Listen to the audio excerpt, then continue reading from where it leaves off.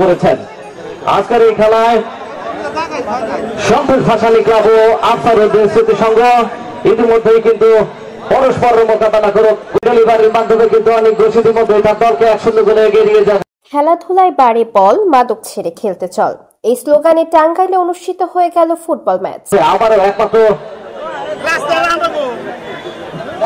শনিবার বিকেলে সদর উপজেলার বড় বেলতা মাঠ প্রাঙ্গণে ইয়াংস্টার ক্লাবের উদ্যোগে প্রতিযোগিতার ফাইনাল খেলা অনুষ্ঠিত হয়।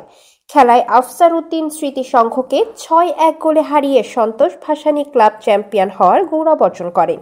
খেলা দেখতে নানান বয়সী ও বিভিন্ন পেশার হাজারো দর্শনার্থীরা ভিড় জমায়।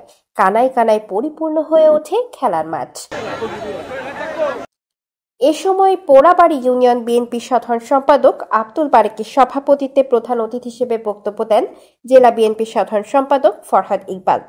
ছিল বক্তব্য দেওয়ার মতো যোগ্য নেতা ছিল, কিন্তু সভাপতি মেহেদী হাসান আলিম এবং যিনি বক্তব্য রাখলেন সদর উপজেলা বিএনপির সংগ্রামী সাদা শুরু করে উপজেলা মেয়র এমপি কোন ইলেকশনেই আপনারা ভোট দিতে পারেন নাই। আগামী জাতীয় সংসদ নির্বাচনে দলের সর্বোচ্চ হাইকমান্ডের নির্দেশে আমি প্রার্থী হয়েছি। আমি আপনার খেলা শেষে বিজয়ীদের হাতে পুরস্কার তুলে দেওয়া হয়।